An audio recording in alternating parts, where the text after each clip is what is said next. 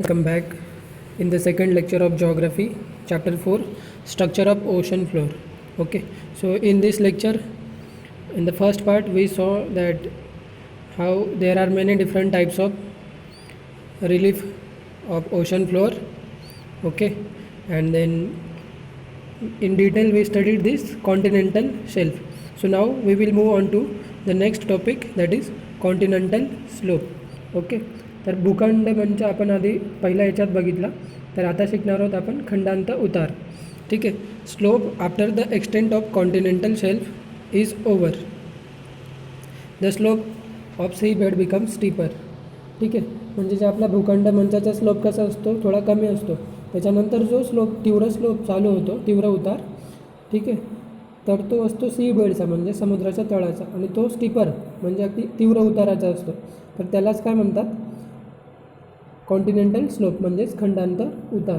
तर ठीक आहे, आता याची समुद्र सपाटीपासून याची खोली सुमारे 200 मीटर ते 3600 मीटरपर्यंत असते. ठीक आहे, आणि काही काही ठिकाणी तर मग ही जी डेप्थ आहे त्याची ती त्यापेक्षाही जास्त असते, 3600 मीटरपेक्षाही जास्त. ठीक आहे, आता याचा जो विस्तार आहे म्हणजे याचा जो एरिया आहे तो खूप कमी असतो. ठीक आहे, नंतर याची जी जनरली याची जी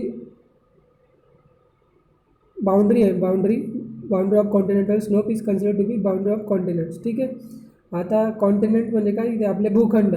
तर या खंडांत उताराची बाउंड्री आणि खंडांची बाउंड्री एक समजली जाते, म्हणजे तिथून पुढे मग एक प्रकारे डीप सी चालू होतो.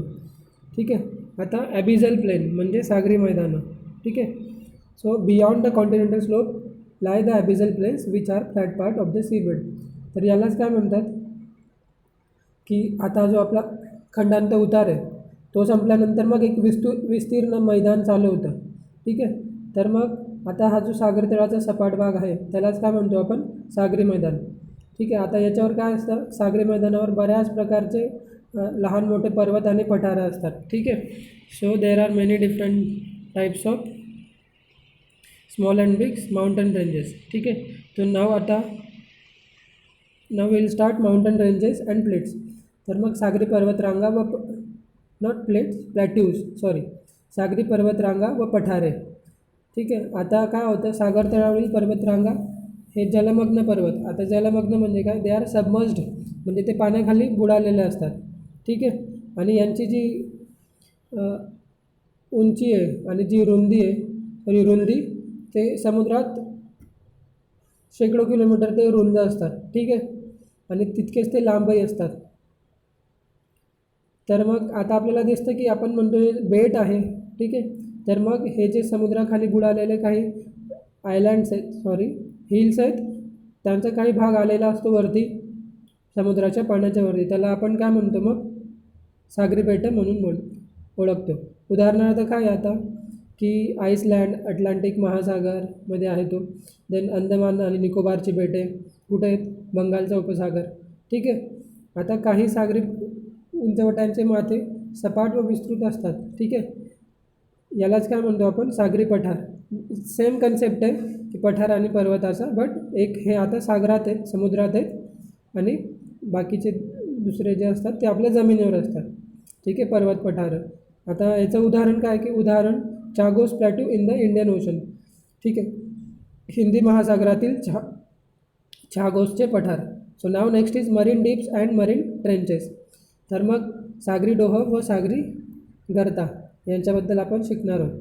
ठीक आहे, on the ocean bed there are some landforms which are deep, narrow and steep. तर मग सागर तळावर काय असतं, काही ठिकाणी खूप खोल, अरुंद, नॅरो आणि तीव्र म्हणजे एकदम स्टीप स्लोप असतो, तीव्र उताराची. आपल्याला एक प्रकारे तिथे विवर जे आपण म्हणतो त्या प्रकारचा तो भूभाग असतो, त्यालाच दुसरं काय म्हणतात नाव, सागरी डोह किंवा गर्ता. ठीक आहे, आता जर त्यांची जी डेप्थ आहे ती जर कमी असेल मग त्याला म्हणतात सागरी डोह, पण खूपच जास्त त्याची डेप्थ असेल, ठीक आहे, तर त्याला काय म्हणतो आपण, सागरी गर्ता. आता समुद्रसपाटीपासूनची गर्तांची खोली ती हजारो मीटरपर्यंत पण असू शकते. जसं की उदाहरण बघा, मरियाना गर्ता, तर याची खोली किती आहे समुद्रसपाटीपासून, 11,034 मीटर, 11034 मीटर. ठीक आहे, आता आपल्याला माहिती की जो मिड ओशानिक हिल्स आहेत, ठीक आहे. आता मध्य महासागरात काही एक पाण्याखाली बुडालेले पर्वत आहेत, सागरी गर्त आहेत. तर मग ते जसं इथे लिहिलं आहे की अर्थक्वेक जिओलॉजिकल. आता जिओलॉजिक म्हणजे काय की भूगर्भशास्त्र, ठीक आहे. तर मग हे ॲक्टिव्ह होतात याचा अर्थ काय की इथून ज्वालामुखी कंटिन्युअसली येत राहतात, ठीक आहे. हे प्रदेश आणि अतिशय संवेदनशील म्हणजे भूकंप प्रवण क्षेत्र, ठीक आहे. They are sensitive as well as earthquake prone areas, earthquakes and volcanic eruption. तर मग आता याच्यामुळे काय होतं की आपल्याला त्या भागात समुद्राच्या पाण्यात मग सुनामी येण्याची दाट शक्यता असते आणि मग त्यामुळे आपल्याला धोका उद्भवू शकतो. आता नेक्स्ट आहे मरीन डिपॉझिशन. आता आपण नदीत बघतो की नदीसोबत गाळ वाहून येतो एका ठिकाणून, त्याला काय म्हणतात की जे खडकांची झीज होते त्याला म्हणतो आपण की इरोजन, ते ट्रान्सफर होतं, ट्रान्सपोर्टेशन. आणि तिसरा काय असतं डिपॉझिशन. तर जसं नदीच्या पाण्याने किंवा वाऱ्याने डिपॉझिशन होतं तसंच हे समुद्राच्या पाण्यातही डिपॉझिशन होतं, त्यालाच म्हणतो आपण मरीन डिपॉझिशन किंवा सागरी संचयन. तर मग आपल्याला माहिती की समुद्राचा तळ हा म्हणजे प्रत्येक ठिकाणी खोल भागात आहे, ठीक आहे. तर मग ह्या भागात वेगवेगळ्या प्रकारचे आपल्याला संचयन म्हणजे काय की एक प्रकारे तो गाळ तर नाही आहे, वेगवेगळ्या वस्तू असतात किंवा दगडगोटे, झाडी बरडी, वाळू, मातीचे सूक्ष्मकण, ठीक आहे. तर मग हे कुठून येतात ॲक्च्युली नद्या, हिमनद्या यांच्याकडूनच हे वाहून आणले जातात, ठीक आहे. आणि मग त्यांचे कुठे होतं हे संचयन कुठे होतं तर भूखंड मंचावर होतं. कारण की तिथे काय आहे भूखंड मंचावर जो स्लोप आहे तो कमी आहे, तिथे स्पीड कमी होऊन जातो आणखीच. मग यालाच आपण दुसरं काय म्हणतो, यालाच आपण म्हणतो मरीन डिपॉझिट्स, ठीक आहे, किंवा सागरी अवसाद, ठीक आहे. सो नेक्स्ट इज लावा and erupting out of volcanic eruption is also found here. तर आणखी काय होतं समुद्रात नेहमी बऱ्याच ठिकाणी काय होतं की ज्वालामुखीचा उद्रेक होत असतो आणि त्याच्यातून मग राख, लावा, रस असे हे भरपूर प्रमाणात बाहेर येत असतात. आता हे काय अतिसूक्ष्म मातीचे कणही असतात समुद्राच्या खूप खोलवर. त्याचबरोबर सागरी वनस्पती, प्राणी यांचेही अवशेष असतात, ठीक आहे. आणि मग हे सर्व मिश्रण मिळून कशाचे बनले असतात तर हे अतिसूक्ष्म कणांचे बनलेले असतात. व त्याचबरोबर मृदू चिखलाच्या स्वरूपात सुद्धा हे असतात, ठीक आहे. इथे काय लिहिलं आहे की fine clay, this is around 30% of the deposit. तर मग हे सगळे मिळून काय होतं की एकूण जे डिपॉझिशन आहे, संचयन आहे, त्याच्या 30% असतं, ठीक आहे. आणि हा जो आपला सॉफ्ट क्ले असतं यालाच काय म्हणतो आपण marine oozes. These are called marine oozes, सागरी निक्षेप. ओके. नेक्स्ट इज तिसरं आता besides some human induced material is also found here. तर मग आता आपल्याला माहिती आहे की काही मानवनिर्मित घटकसुद्धा याच्यात संचयित होतात. जसं की शहरातील सांडपाणी, नंतर घनकचरा, रेडिओ ॲक्टिव्ह मटेरियल्स म्हणजे काय की किरणोत्सर्गी पदार्थ, नंतर केमिकल्स अर्धे, टाकाऊ रसायने, प्लॅस्टिक इत्यादी वस्तू असतात. तर मग आता हे काय होतं की ह्यामुळे पाण्याचं म्हणजे जलावरणाचं काय होतं प्रदूषण होतं, ठीक आहे. आता हे प्रदूषण म्हणजे पर्यावरणाच्या दृष्टीने हानिकारक, त्याचबरोबर समुद्रात जे मासे वगैरे आहेत त्यांनाही ते हानिकारक असतं, ठीक आहे. तर यातील मग आता काही घटक आहेत जसं की किरणोत्सर्गी पदार्थ, ते कमी जरी असले परंतु त्यांचं जे हार्मिंग पॉवर आहे, ठीक आहे ना, ती खूप जास्त आहे. Nuisance value is more. So now next always remember mean sea level, elevation or depth of any place is measured from the sea level. The average of the highest high tides and the lowest low tides is considered as sea level. ठीक आहे ना. आता बघा समुद्रात भरती येते तर त्या पाण्याची एक प्रकारे आपण म्हणू शकतो की तिथे पाण्याची लेवल वाढते म्हणजेच उंची वाढते. आणि ओहोटी येते तर पाण्याची काय लेवल कमी होते, बरोबर. आता जास्तीत जास्त किती लेवल वाढली आणि जास्तीत जास्त सगळ्यात कमी किती लेवल होती यांचा तो डिफरन्स मोजला जातो आणि त्याचा ॲव्हरेज काढला जातो, ठीक आहे. तर मग जो ॲव्हरेज येतो त्याला आपण काय म्हणतो समुद्र सपाटी, ठीक आहे. मग कोणत्याही ठिकाणची उंची आणि खोली आपल्याला माहिती की समुद्र सपाटीपासून मीन सी लेवल MSL आपण बघतो की बऱ्याच रेल्वे स्टेशनवर सुद्धा लिहिलेलं असतं की ह्या ठिकाणाची समुद्रसपाटीपासूनची उंची इतकी आहे. ठीक आहे. तर मी हे सांगितलं की भरतीच्या वेळेस जास्तीत जास्त त्याची पातळी आणि ओहोटीच्या वेळेस कमीत कमी पातळी यांची सरासरी. ठीक आहे. मग ही जी सरासरी याला काय म्हणतो आपण, शून्य म्हणतो. आणि मग समजा एखादं ठिकाण ह्या शून्याच्या खाली आहे. ठीक आहे. असं काही भौगोलिक वैशिष्ट्य आहेत की त्याच्यानुसार ते खाली गेलं आहे, मग त्याला आपण ऋण म्हणजे निगेटिव्ह साईनने दाखवू की समुद्र सपाटीपासून ऋण 1134 मीटरवर आहे मरियाना ट्रेंच. ठीक आहे. आणि मग जे एव्हरेस्ट शिखर आहे ते धन म्हणजे positive. Okay. So it is +8848 meters high from the main sea level. ठीक आहे. आता याच्यासाठी काय, for survey purpose in India, मग या सर्वेक्षणासाठी किंवा सर्वेसाठी भारतामध्ये मग चेन्नई जी आहे, चेन्नईची जी समुद्रसपाटी आहे तिला आपण शून्य मानतो. ठीक आहे. मग ती जी उंची आहे भारतातील सर्व ठिकाणांसाठी मग ती समुद्रसपाटीपासूनची शून्य अशी उंची मानली जाते. ठीक आहे. समुद्रसपाटीपासून उंची मोजायची असेल तर मग जी चेन्नईच्या किनाऱ्यावर त्यांनी शोधली आहे त्याला आपण मानतो. ओके. इथे आपल्याला दिसतंच आहे की maximum level of tide, minimum level of tide, average sea level, नंतर माउंट एव्हरेस्ट आणि Mariana Trench. Okay. So very easy. Now next give it a try. From the map of the ocean floor identify the ocean. ठीक आहे. आता ocean ओळखायचं आहे आपल्याला. मग हे बघा, हा जो ग्रीन पार्ट सोडला, so all this is ocean only. Okay. Next, can you identify.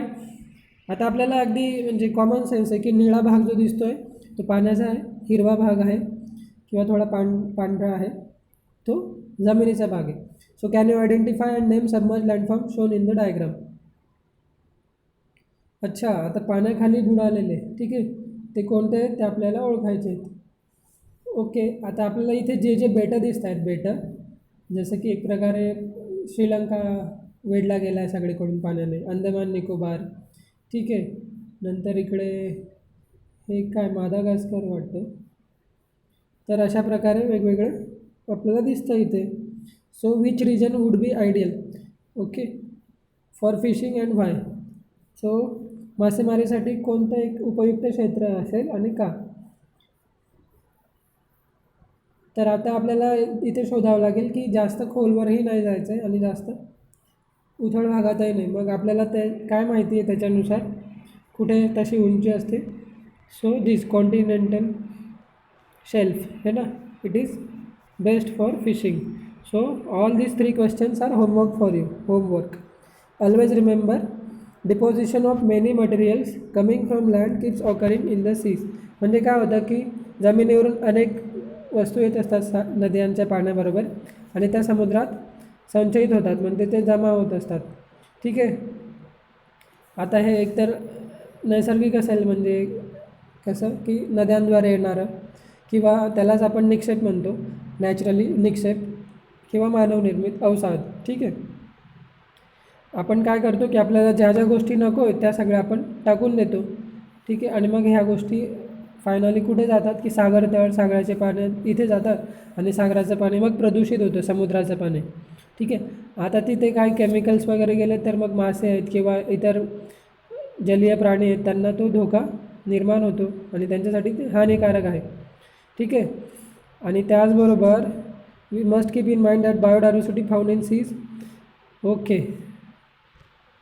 म्हणजे जमिनीवर जेवढे प्राणी किंवा पक्षी आपल्याला आढळतात त्याच्यापेक्षाही जास्त जे मरीन एंटिटीज आहेत ते आपल्याला समुद्रात आढळतात. Okay. So homework for you is what is the definition of mean sea level and write short note on continental slope. Okay, now so next is our use your brain power. So do this activity. आता activity काय आहे की आपण जेव्हा समजा शिक्षक किंवा पालकांबरोबर समुद्रकिनाऱ्यावर फिरायला गेलो, ठीक आहे, मग हा एक प्रयोग करायचा.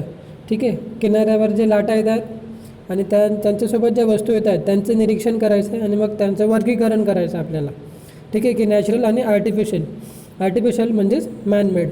तर मग आता नॅचरलमध्ये काय काय दिसतं आपल्याला, तर प्लांट्स, नंतर कॉन्चिस अँड सेल्स, ॲक्वॅटिक ॲनिमल्स म्हणजे वनस्पती, शंख शिंपले, काही जलचर प्राणी, ठीक आहे. आणि अनैसर्गिक मानवनिर्मितमध्ये रासायनिक वस्तू आहेत, काही धातू आहेत, काही प्लास्टिकचे वस्तू आहेत, काही काचेच्या वस्तू आहेत, ठीक आहे. आता इकडे बघूया नैसर्गिकमध्ये सगळे प्रश्न आहेत इथे total 6. So all this questions are homework for you. Which of these things are perishable items, ठीक आहे. पेरिशेबल कोणते आहेत, तर मग plants and aquatics. Next, which are non perishable. So non perishable are metal, plastic, glass, corn shell, ठीक आहे. So what will happen because of perishable items and what will happen because of non perishable item. Okay, so this homework 4 are homework. Now next, 5th and 6th is also homework. Suggest measure to control deposition of non-perishable items on the coast. ठीक आहे. आता हे जे अनाशवंत पदार्थ आहे किनाऱ्यावर जमा होऊ नयेत म्हणून काय पर्याय करता येतील आपल्याला, ठीक आहे. आणि त्याचबरोबर पर्यावरण संवर्धनासाठी किनाऱ्या स्वच्छ ठेवण्याचे अभियान जे आहे ते तुम्ही कसे राबवणार, ठीक आहे. सो ह्यासुद्धा all this questions you are going to answer in maximum 3 to 4 sentences. okay, so next, do you know, तर आता आपल्याला हे माहिती आहे का, आपल्याला बघायचं आहे इथे काय माहिती दिली बघा या चित्रात, की जमिनीचे तळ म्हणजे आपली जी पृथ्वीचा पृष्ठभाग आहे तो, आणि मग त्यानंतर पाण्याखालचा भाग, ठीक आहे, यांच्यामध्ये कंपॅरिझन केली आहे, ठीक आहे. आणि आता इथे आपल्याला दिसत आहेत हे नावं, की volcano, marine trenches, mid oceanic ridges, older rocks. आता हे बघा इकडे, की while studying the ocean floor we must keep in mind, म्हणजे जेव्हा आपण सागर तळ रचनेचा अभ्यास करत असतो तर आपल्याला एक गोष्ट नेहमी लक्षात ठेवायची, की जे आपल्याला खडकावर साचलेले जे वस्तू आहेत, अवसाद आहेत, है ना, तर त्यांचा जेव्हा शास्त्रज्ञांनी अभ्यास केला तर त्यांना लक्षात आलं की ह्या वस्तू सगळ्या हा जो आपला ओशनचा फ्लोअर आहे तो 200 दशलक्ष 200 मिलियन इयर्स पेक्षा जास्त जुना नाही आहे, ठीक आहे. आणि नंतर जे आपले भूखंड आहेत म्हणजे जमिनीचा जे त्याच्यावर जे खडक आहेत त्यांचं जास्तीत जास्त वय किती आहे, तर 3200 दशलक्ष वर्ष, 3200 मिलियन इयर्स, ठीक आहे. मग आता जे सागर तळावरचे 200 दशलक्ष वर्षांपेक्षा जुने अवसाद कुठे गेले, ठीक आहे, असा प्रश्न शास्त्रज्ञांच्या मनात आला, ठीक आहे. मग त्याचबरोबर आता त्यांनी काय केलं, ज्या जमा वस्तू झाल्या होत्या त्यांच्यासोबतच सागर तळाचा सुद्धा अभ्यास सुरू केला. म्हणजे त्यांनी जी आपलं ओशन फ्लोअर आहे, ओशन स्ट्रक्चरचं जे फ्लोअर आहे त्याचाही अभ्यास सुरू केला, ठीक आहे. मग त्यातून त्यांना असं कळालं, जो जमिनीचा भाग आहे आपला पृथ्वीचा जमिनीचा भाग, त्याच्या तुलनेत जो समुद्राचा तळ आहे, सागर तळ आहे, तो अगदी कमी वयाचा अल्पवयीन आहे, ठीक आहे. आणि मग ते असं अनुमान काढलं आणि आज आपल्याला सगळ्यांना ते मान्यसुद्धा आहे, ठीक आहे. आता याचा पुढे काय उपयोग झाला, तर कन्सेप्ट ऑफ प्लेट टेक्टॉनिक्स, ठीक आहे. म्हणजे प्लेट टेक्टॉनिक्स म्हणजे काय, की भूपट्ट विवर्तनिकी, म्हणजे कशा प्रकारे वेगवेगळ्या अर्थच्या प्लेट्सवर आपला अर्थ क्रस्ट आहे, ठीक आहे.